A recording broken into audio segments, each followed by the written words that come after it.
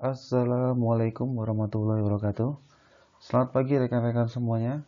Hari ini kita ketemu lagi untuk materi terbaru yang mana ini memang disampaikan untuk minggu ini.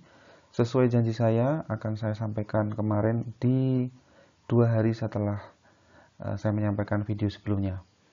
Nah, untuk kali ini kita akan membahas tentang opportunity cost.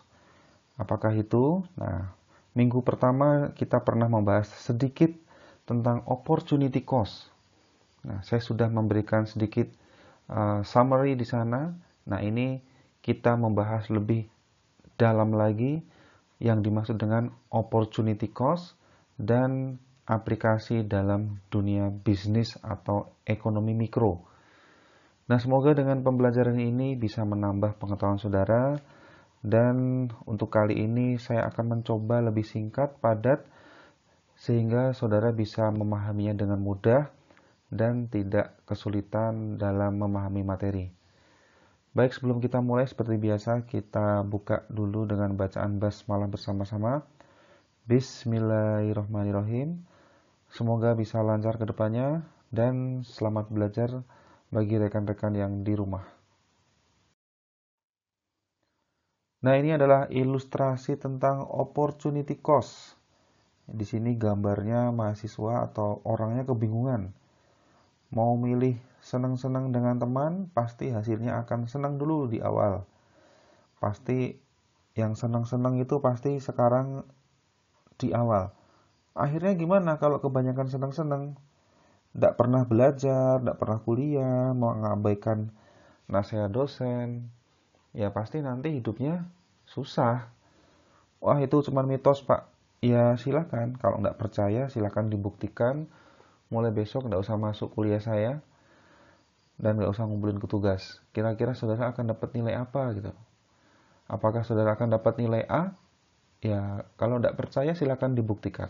Nah, kemudian yang satunya berpikir harus uh, work hard, study hard. Nah, dan jangan lupa nanti play hard gitu. Jadi ini harusnya itu ya work hard, study hard. Selalu berusaha dan belajar. Manusia itu tidak diciptakan untuk pintar, tapi manusia itu diberikan tekad untuk belajar. Nah, ini orang ini ngerasa kalau dirinya itu tidak pintar. Nah, makanya dia harus belajar supaya dia bisa dan pintar, yang insya Allah nanti kalau dengan kepintarannya itu dia akan memetik hasilnya di kemudian hari. Jadi apa itu? Ya tidak tahu. Intinya sekarang berusaha dulu. Kalau berusaha pasti tidak akan mengkhianati hasil, tidak akan mengkhianati usaha. Pasti nanti insya Allah akan memetik kesuksesan. Ya sekarang belum kelihatan, tapi nanti percaya. Sudah banyak dibuktikan orang-orang, banyak yang membuktikan, termasuk saya sendiri. Ketika mudanya nanti ketika mudanya dulu banyak senang-senang, pasti nanti di akhir susah. Susah melihat temannya kok pada senang, kitanya enggak. Nah, baik, itu intronya. Semoga saudara paham dan sedikit bisa menerima tentang opportunity cost. Ini adalah konsepnya yang akan kita bahas untuk beberapa slide ke belakang. Nah, untuk membahas tentang biaya, kita membacanya dengan opportunity cost aja ya, karena kalau diartikan itu lain-lain. Ada biaya peluang, ada biaya kesempatan. Nah, biar artinya seragam, kita bilang opportunity cost. Nah, silakan saudara mengartikan apa. Kita akan membahas tentang pengertian. Apakah itu opportunity cost? Dan kita akan menyikapi berbagai pilihan. Bagaimana kita menyikapinya? Kemudian perbedaan opportunity cost dengan daily cost atau biaya sehari-hari. Apakah itu perbedaannya? Nah, nanti kita akan bahas di slide ke belakang nanti. Jadi jangan saudara langsung dicepet-cepetin, tapi tolong dipahamin slide per slide apa yang saya sampaikan. Supaya saudara tidak hanya sekedar mencatat untuk RMK, tapi saudara paham dengan apa yang saya sampaikan. Nah, tujuan pembelajaran ini ya pertama, saudara mensyukuri Karena walaupun saudara belajar di rumah, tapi alhamdulillah saya masih diberikan kesempatan untuk memberikan materi kepada saudara dalam bentuk ceramah melalui YouTube.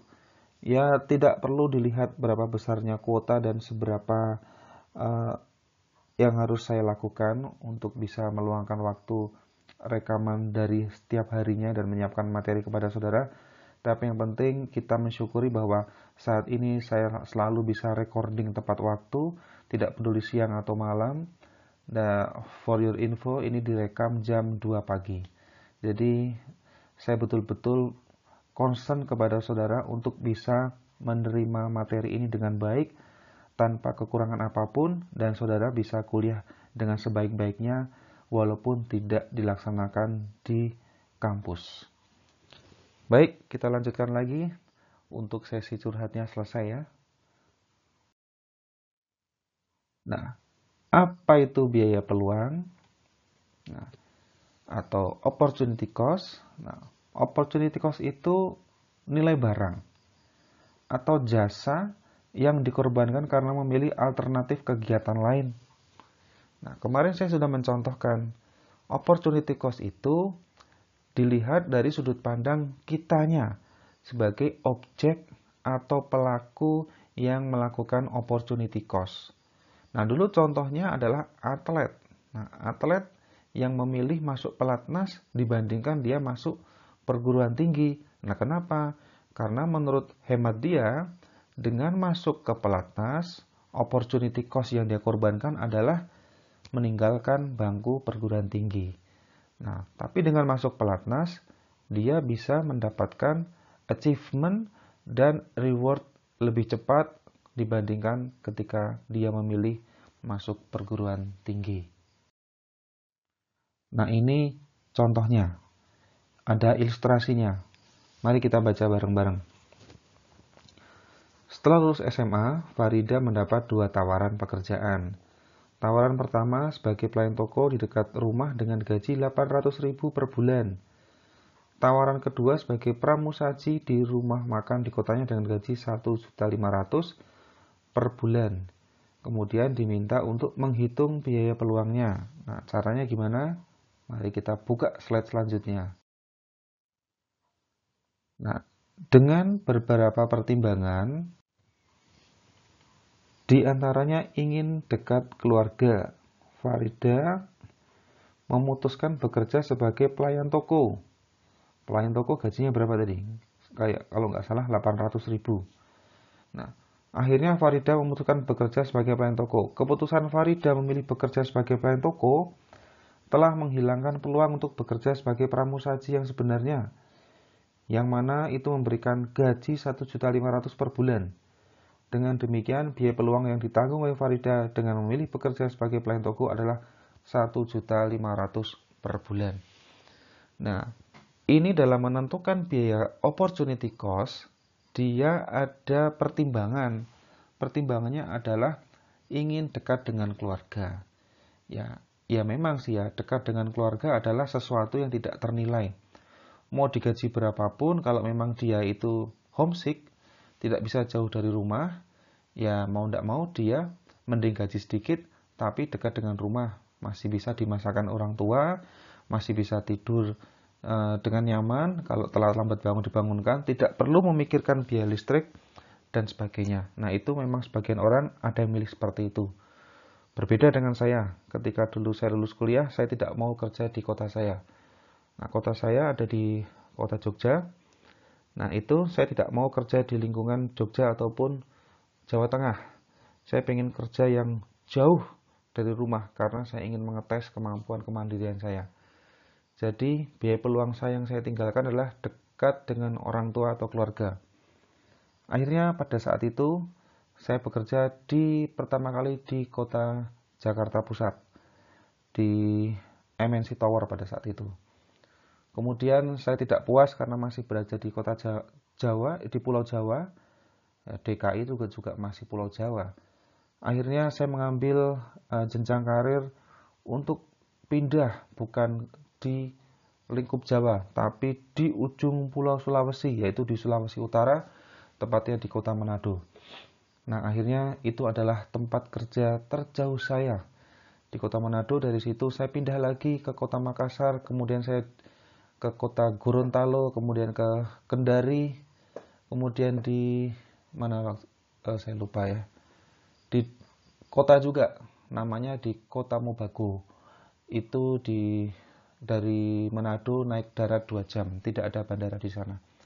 Kemudian dari situ saya mulai merasakan saatnya pindah ke Jawa, kemudian saya ke Semarang, kemudian saya pindah lagi ke Solo, kemudian saya balik lagi ke Jogja, lalu sekarang saya ada di Salatiga ketemu dengan saudara. Nah, jadi ya itulah rangkaian biaya opportunity cost yang saya lakukan. Jadi mulai saat ini saudara sudah harus bisa menentukan opportunity cost apa yang harus saudara korbankan demi masa depan yang lebih baik nantinya. Nah, ini ada contoh lagi. Aisyah memiliki uang 80.000. Ia ingin memberikan hadiah jilbab untuk Zainab adiknya. Ia juga ingin membeli 2 jilbab dan buku tulis untuk dirinya. Harga 1 jilbab 25.000 dan harga 1 buku 3.000. Karena ada 2 kebutuhan, maka ada beberapa kombinasi kebutuhan yang harus dipilih Aisyah. Nah, mari kita perhatikan baik-baik ya. Nah, pilihan A, ini berarti kebutuhan jilbabnya si Aisyah berapa? 3 ya, karena dia ingin beli buat dirinya sendiri 2, kemudian akan dia berikan 1 untuk adiknya, berarti kebutuhannya 3. Ini, kemudian pengen beli 1 buku.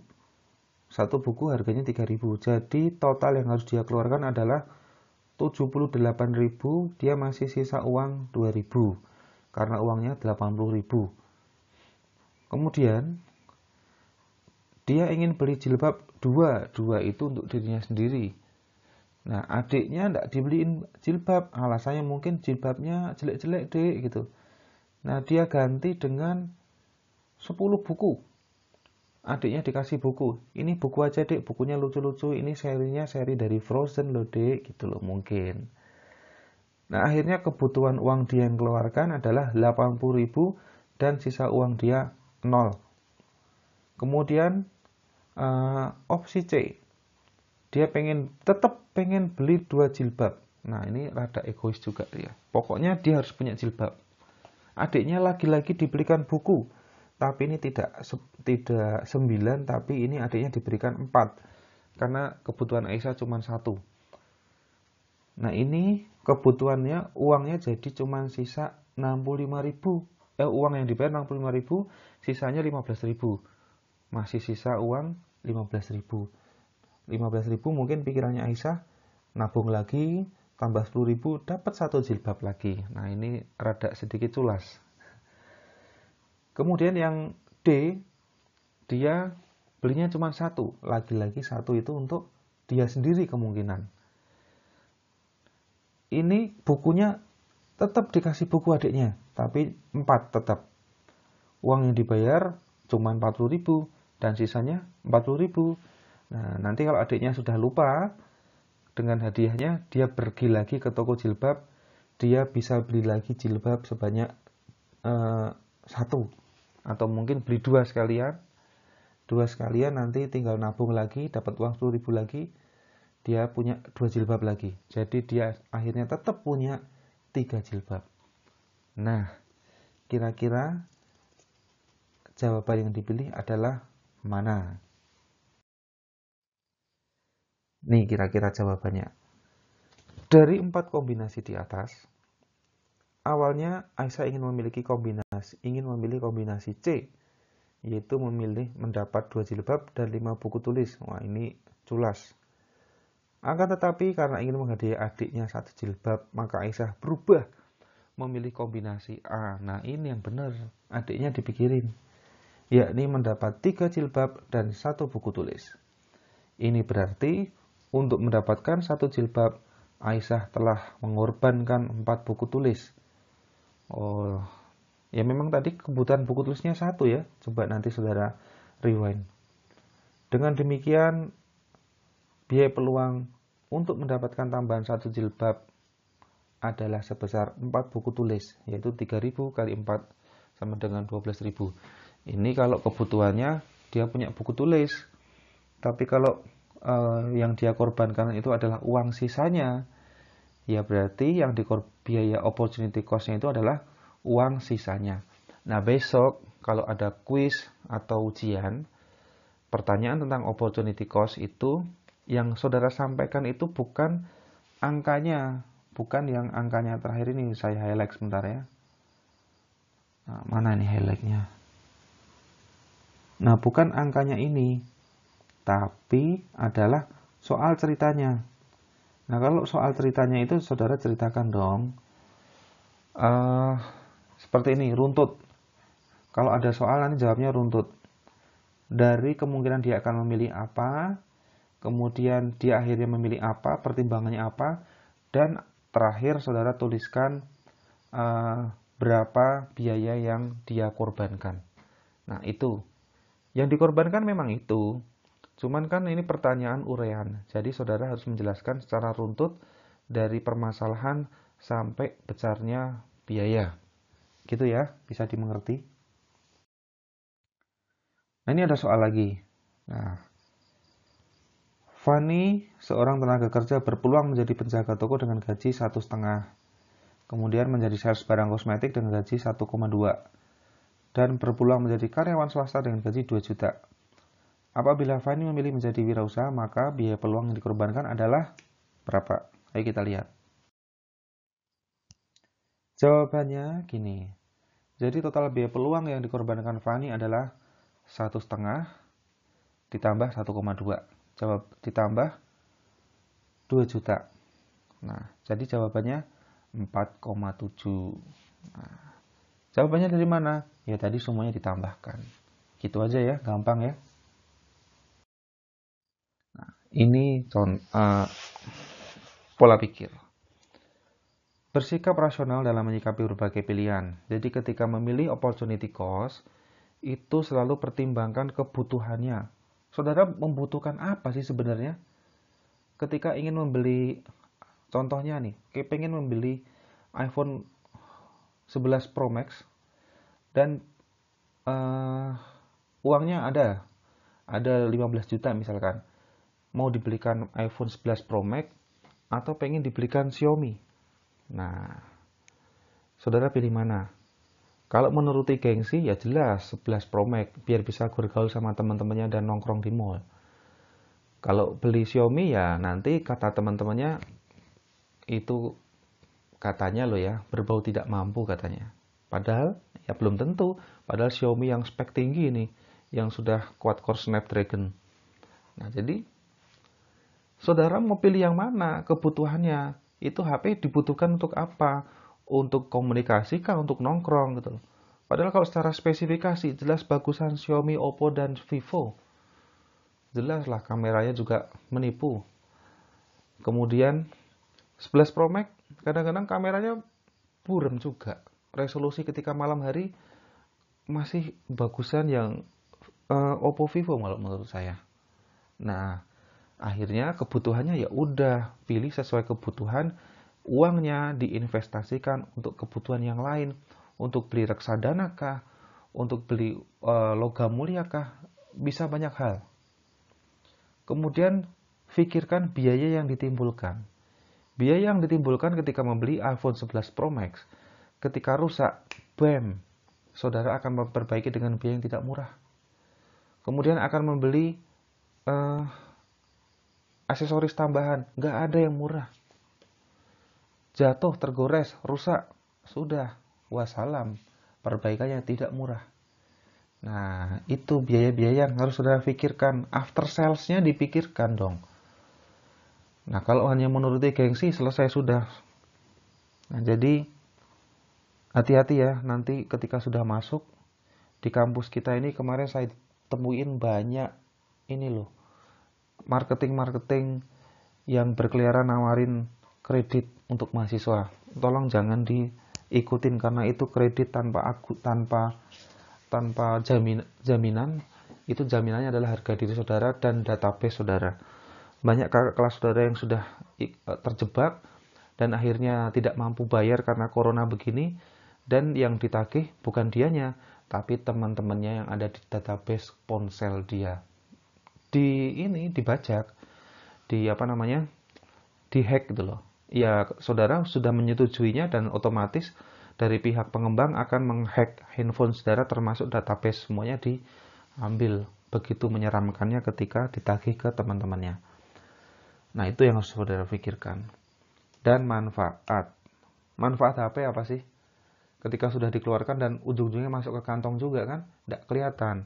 Nah, itulah yang harus saudara pikirkan manfaatnya. Bukan manfaat jangka pendek, tapi manfaat jangka panjang. Kemudian biaya sehari-hari. Tadi kan daily cost. Biaya sehari-hari adalah pengorbanan yang harus dilakukan untuk melakukan suatu kegiatan ekonomi. Nah, contohnya biaya sehari-hari apa? Yaitu uang belanja ibu saudara. Untuk kegiatan ekonomi sehari-hari apa? Ya untuk belanja sayur, kemudian untuk beli bensin transportasi ke pasar, dan biaya sehari-hari lain yang menunjang ekonomi dalam rumah tangga di rumah saudara. Kalau biaya sehari-hari di perusahaan yaitu biaya transport, kemudian ada biaya konsumsi, pokoknya yang biaya itu dikeluarkan setiap harinya. Jadi berbeda dengan opportunity cost. Nah, ini perbedaannya. Bisa saudara baca sendiri, nggak perlu dihafalkan, cukup difahami saja. Kemungkinan nanti saya keluarkan juga di kuis atau UTS. Nah, saudara, terima kasih. Ini adalah slide terakhirnya. Begitu yang bisa saya sampaikan kepada saudara. Cukup singkat, tapi juga tidak terlalu bingungi ya, semoga ya. Semoga bisa menjadi tambahan ilmu saudara di weekend ini. Dan untuk tugasnya jangan lupa nanti akan saya kirim di classroom hari ini juga ketika saudara menerima materi dari saya. Terima kasih saudara, sampai ketemu lagi di video selanjutnya di materi selanjutnya di minggu depan. Terima kasih atas perhatiannya karena sudah menonton dari awal sampai akhir. Semoga bisa bermanfaat. Saya tutup. Wassalamualaikum warahmatullahi wabarakatuh.